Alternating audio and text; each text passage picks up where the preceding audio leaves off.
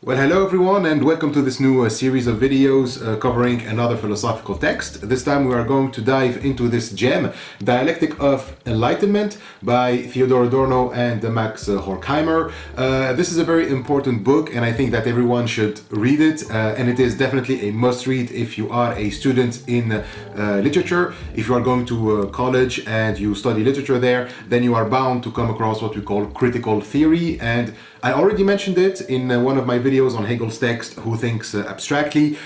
Basically, critical theory is when you analyze a text in order to reveal the ideological processes and the structures that underline that text, like poems, novels, plays, or any other textual material. They don't fall from the sky, but it's the product of a certain culture. So when you read the text, you kind of try to understand the culture that produced it. What are, the main beliefs of that culture, the social hierarchies, and how those hierarchies are being reinforced, etc. So it's a way of looking at text that brings together many aspects of analysis. We look at the text from a literary point of view, but also an economic, social, psychological, cultural, political, and philosophical as well. Texts are like records of everything that is going on in a society, and therefore by studying text we come to understand how society works and why it is working the way that it does. So critical theory is to be contrasted with what we call traditional theory, or what Horkheimer calls traditional theory, which is it's actually the title of an essay from Horkheimer, one of the authors of the book, and the essay is called Traditional and Critical Theory, and you can actually find it in his essay collection, which is simply called Critical Theory, a collection of essays. So traditional theory is based, it's basically scientific theory, which is just a theory about storing knowledge.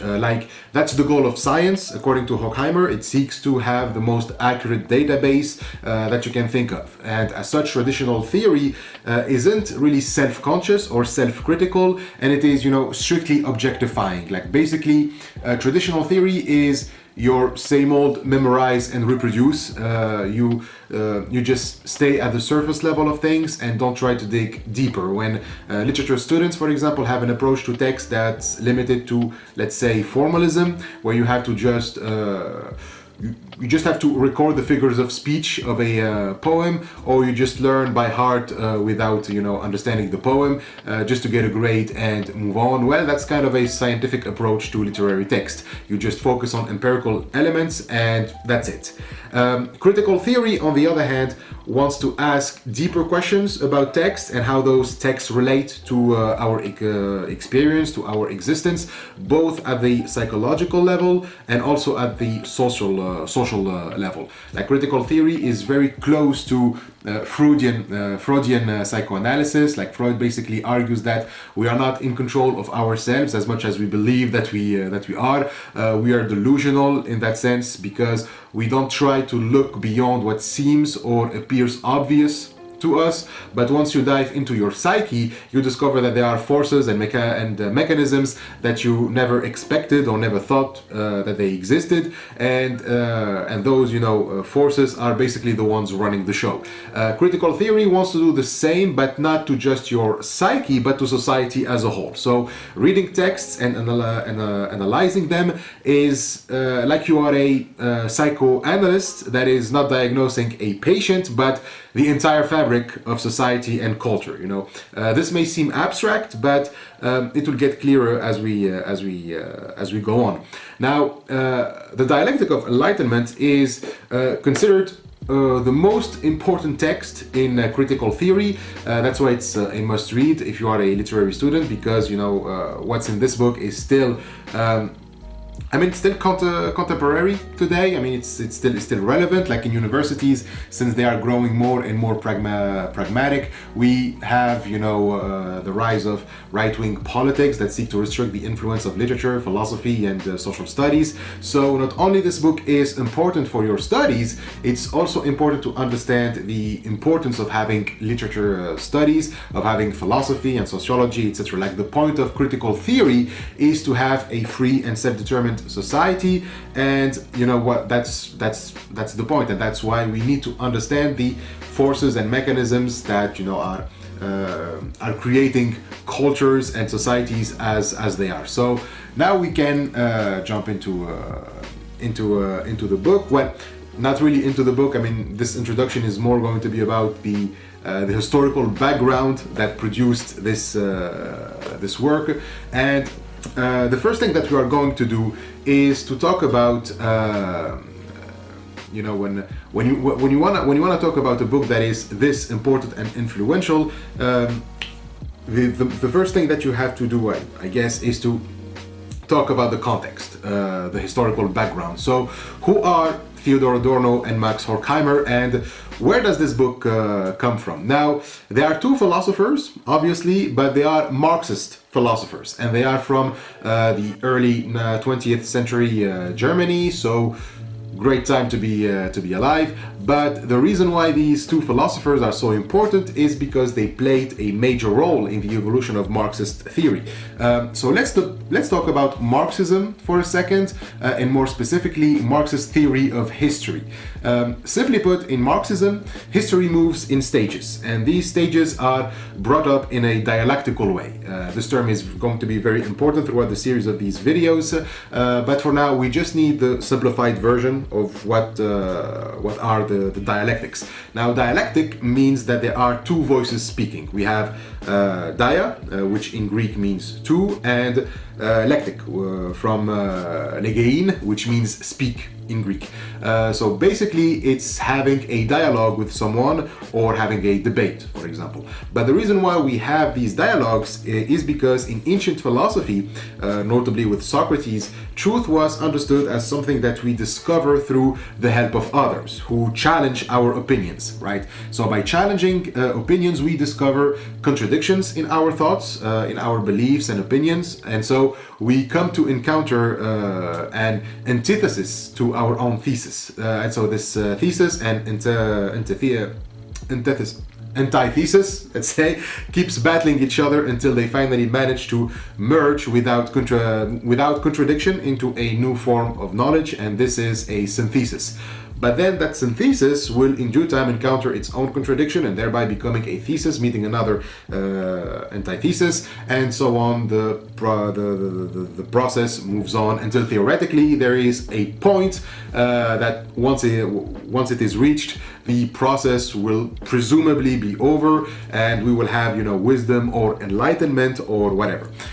So fast forward to the 19th century in Germany, we have Hegel, who kind of systematized this process to history. Like, dialectics isn't just between people, but it's between phases of history, you know, phases or stages in history. Like, progress happens because there are conflicting ideas that result in a better synthetic idea, you know. So here you can argue that if we know what ideas we're talking about, well, we can kind of predict what kind of progress is going to come later, because ideas don't simply clash from the outside. It's not that there is an idea somewhere and then one day that idea meets its antithesis or antithesis. No, the antithesis is already in the idea. So each stage in history was like doomed to progress. You know, it was doomed to have the contradictions, and those contradictions are bound to manifest themselves. So it's more a question of logic than a question of circumstances. You know, it's only logical for ideas to meet their own antithesis. Until they reach, you know, a point where they don't meet those antitheses anymore. And so that's when the idea has reached its absolute form, and it is in Hegelian terms, I mean not Hegel, but Hegelian terms, the end of history. Okay, Hegel never talked about the end of history, but it is, you know, Hegelians developed this idea. Followers of Hegel developed even more this concept of the end of history. So Marx, who was a young Hegelian, took this idea and applied it not to ideas but to the material conditions of existence. Like, contradictions are not within the ideas ideas, but within the material organizations of societies. It was in the economic system that organized society. So the stages of history in Marxism become something like feudalism, then mercantilism, then you have capitalism. So for Marx, the feudal system transformed into mercantilism because of its contradiction. The merchant class, the bourgs, as they were called, which later became the bourgeoisie, had different interests than the feudal lords, and those interests clashed. They were irreconcilable within the feudal system. So a new system came to be, which is mercantilism, a system that is based on the principle that you have to maximize exports while minimizing imports. That's mercantilism.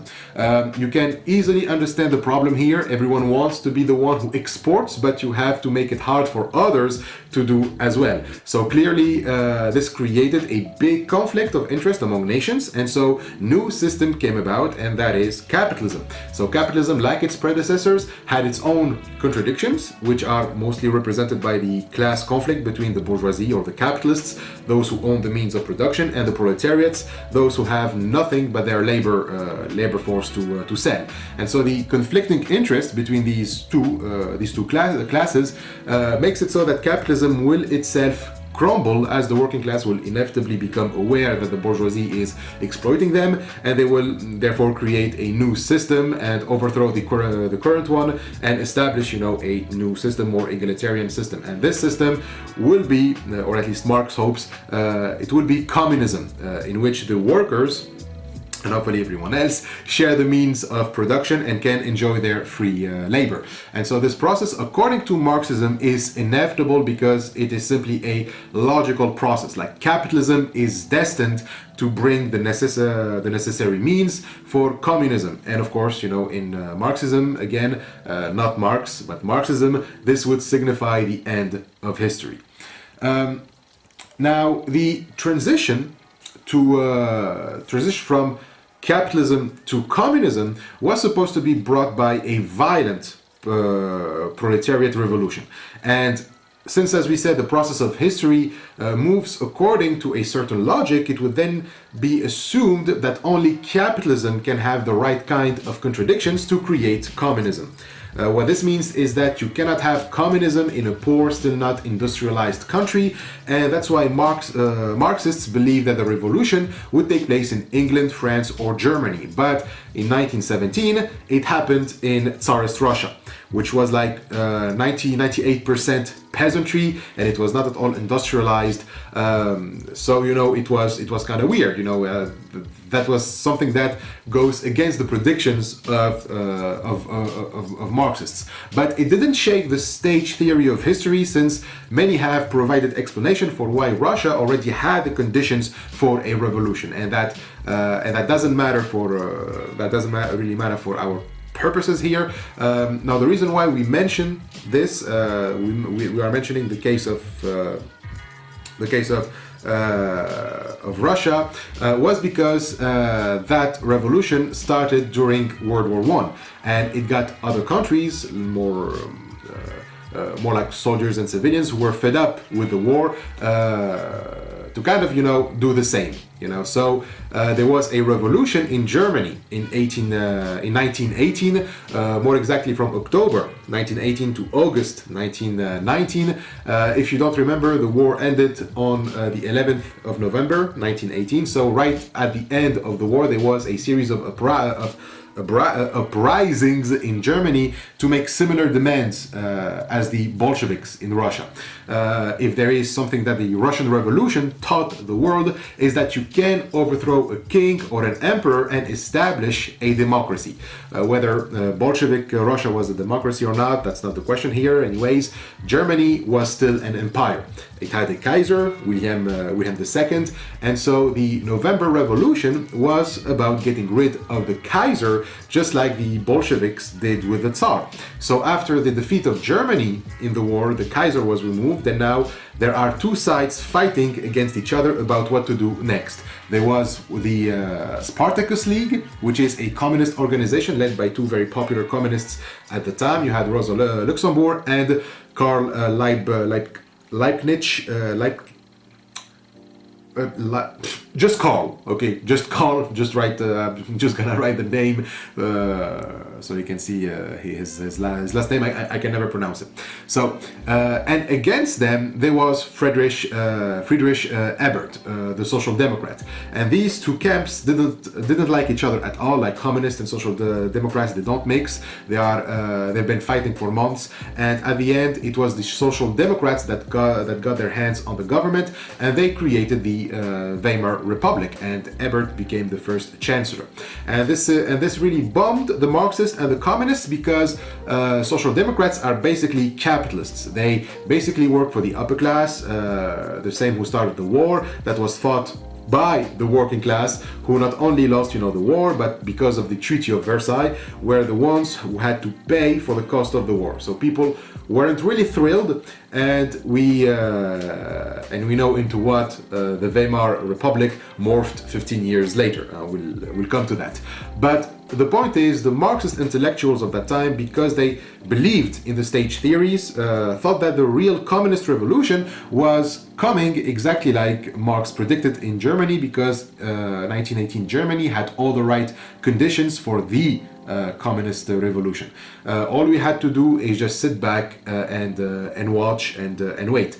But since the revolution did not happen and Germany remained a capitalist country and the economy was just getting worse, some Marxists began to question this classical Marxism, arguing that maybe Marxism missed on a few things. And among them, there was a guy named Felix Weil, who was the son of a wealthy grain merchant, and there was another guy, Karl Grunberg, who was a Marxist economist and philosopher of law and history, and both of them, they founded and they funded, Weil mostly took care of the funding, they founded the IFS, the Institute für Soziale Forschung, not sure if I'm pronouncing it right, but it's the Institute for Social Research, and they founded it in 1923. And so this institute was founded in the Goethe University at the city of Frankfurt, and it is still active today. So Grunberg gathered some orthodox Marxists to think about why the revolution in Germany, the 1918 revolution, didn't work, and among them is this guy, who we will return to, called Friedrich Pollock, one of the main founders of the Institute. And the main question was, why didn't the people rise up against the Social Democrats, since they were supporting socialism? Like, we overthrow the Kaiser, we made it through a war, but we cannot overthrow capitalists at a time where the elite has never been this weak. Like, what really happened?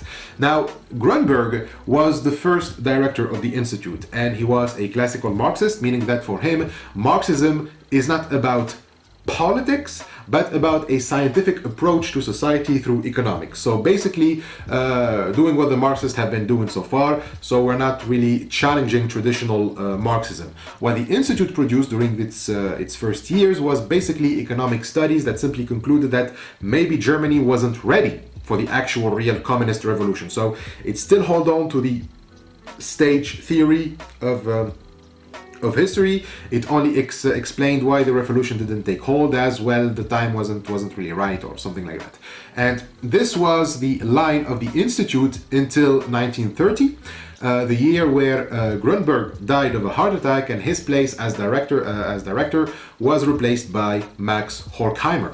And Horkheimer was very different from Grunberg. Like, unlike him, he wasn't trained in economics or history, but mostly in psychology and philosophy. And this made him put the focus not much on economics, but on social sciences, especially psychology, and how culture influences the psychology of the masses to make them conform to the dominant ideology.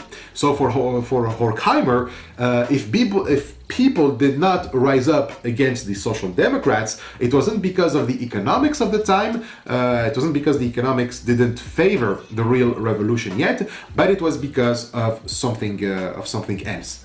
And he was very skeptical about the notion that capitalism would on its own inevitably lead to the social revolution. Like, he saw that it's misleading and dangerous to put so much faith in the logic of the dialectical process we mentioned earlier, because there is no guarantee that capitalism will, because of the inherent nature of its economy, prepare the stage for the revolution. The empirical and scientific approach of, classical Marxists seem to him to be naive, as they don't take into account what culture does to the psychology of people, especially the psychology of the working class. If you believe that once the people figure out that they are being exploited, then they will automatically rise up, you assume that people are way too logical. But what if they're not?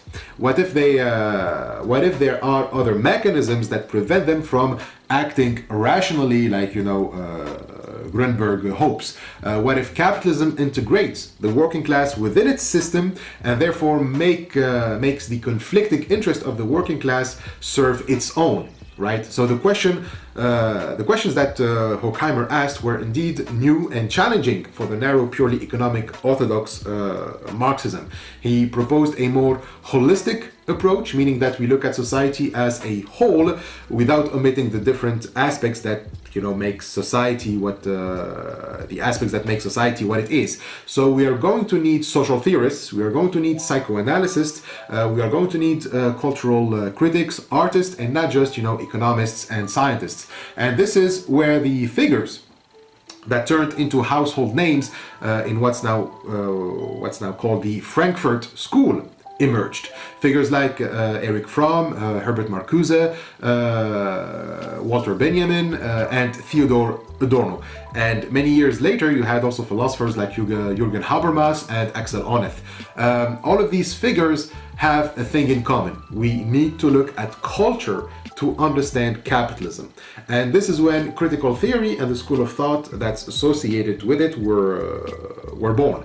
We call these philosophers the Frankfurt School of Thought. We call this group the Frankfurt School of Thought. We look at how the capitalist ideology discourages the working class from revolting through conformity.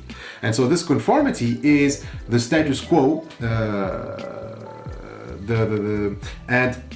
it is what for the critical theorist can best explain what happened in Germany in the 1930s when Hitler and the Nazi Party took over and ended the Weimar Republic. Just like people were brainwashed, let's say, by capitalist culture, and they complied with it, their compliance led to the rise of fascism, which took the tools of brainwashing even more seriously and way more explicitly. As you can guess, the Nazis weren't very happy with the Frankfurt School. They repudiated critical theory and Marxism in general. Add to this that most philosophers working at the institute were also Jewish or from Jewish background, and you know what's coming next. In 1934, Horkheimer decided to close the institute's physical location in Maine for security and safety reasons, and so he and the critical theorists, they continued their work in exile. In 1935, they went to New York, where they got support from the Columbia University, who thanks to Erich Fromm's effort. It was kind of Erich Fromm who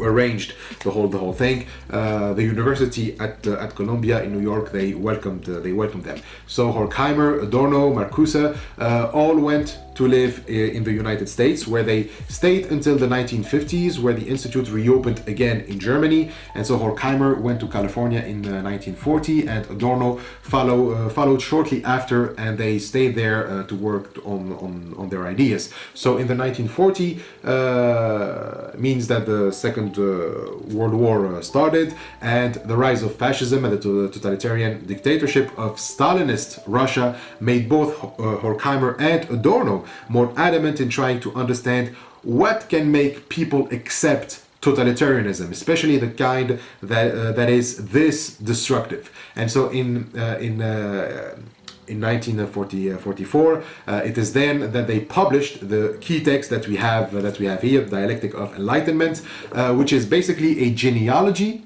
of the source of people's compliance in the face of totalitarianism.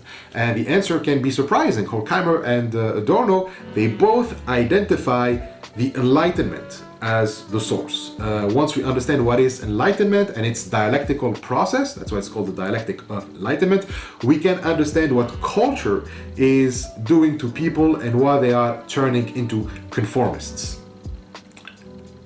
So that's the main thesis of the book. Now let's look at it starting with the structure. Now first, the book was written in the United States, but it wasn't written in English. They wrote it in German, their native language, and it wasn't translated to English up until 1972 by a guy named John Cumming. There are only two translations of the book. The one that I have is the second translation. It is translated by Edmund Jephcott, who translated it in 2002, and it is edited by Gunzelin, Schmid, Noerr. I'm going to be reading from this one, from this edition. It has a peculiar structure. In the table of content, you have three prefaces. For each time the book was re-edited. So you have the prefaces of 1944 and 1947, then the prefaces for the Italian edition in 1962 and 67, and finally you have the preface to the new edition of 1969, and this is the edition of 1969, the most recent one. Adorno died that same year in 1969, and Horkheimer died 4 years later in 1973. So this is the newest version and the newest edition, and it's the one that you will find in print. Then you have the chapters. You have the first one, the concept of enlightenment, then two excursuses, Odysseus or myth and enlightenment, and Juliet or enlightenment and morality. Then the fourth chapter, which is perhaps the most famous and most important one of the book, the culture industry, enlightenment as mass deception. Then fifth chapter is called elements of anti-Semitism, the limits of enlightenment. And then the sixth chapter is called notes and sketches. And finally, you have an afterword by Noerr, the editor of the book, and then a small essay about 5 pages long about the disappearance of class history in the book. That's an essay written by two scholars, Wilhelm van Rijn and John Branson, and then you have the footnotes.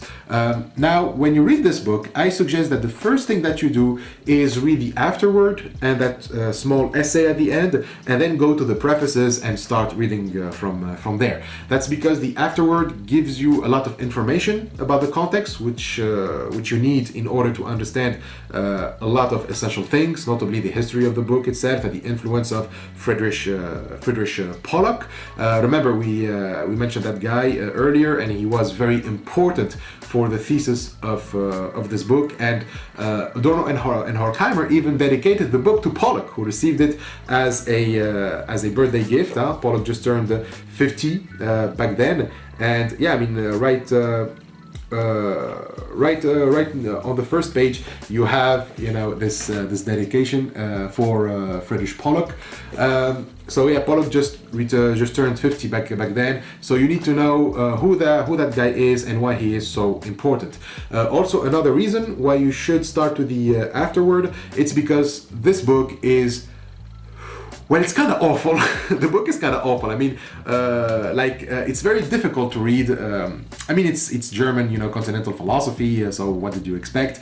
I'm more at ease with analytic philosophy when it comes to reading. I mean, if you compare the style of writing of this book with the book that I reviewed last time, What We Owe to Each Other by T.M. Scanlon, which is more analytic in its approach, you can clearly notice that there is a big divergence in style.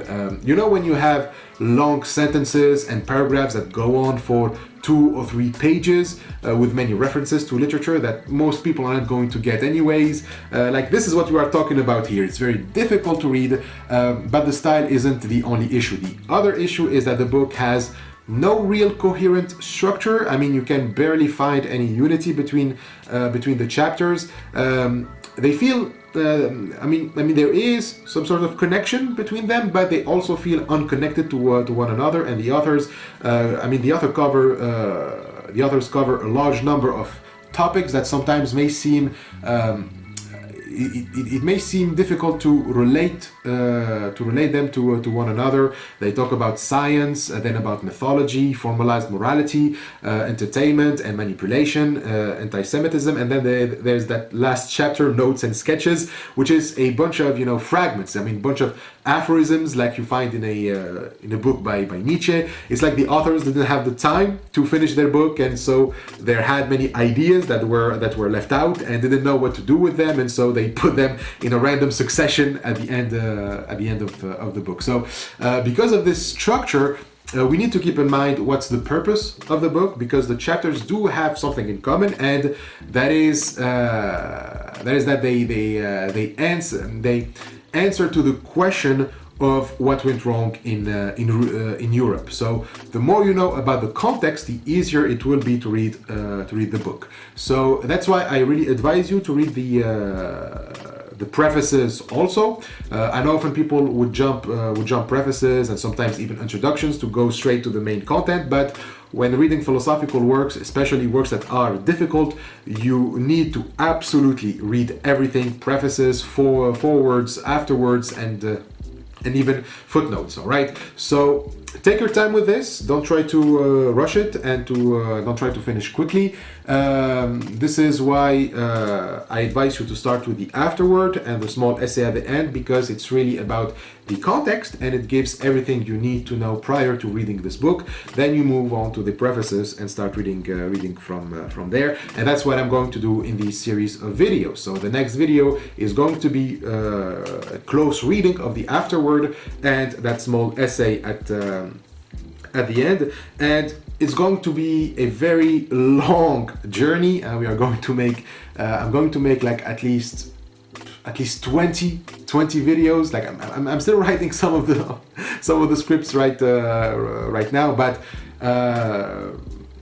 I mean I'm at 21 video so far. So yeah, so it's going to take a very long time, because the book, I mean, it's not very long, right? It's not a very big book. It's not very dense, but I mean, in terms of length, but it has so many references, and they write in a style that is very difficult. I mean, each sentence you actually have to spend at least 5 or 10 minutes trying to unpack everything that was said in that single sentence. So yeah, so it's going to be long, but hopefully it will be worth it. I mean, I'm sure it's worth it. I had a blast going through it, and so hopefully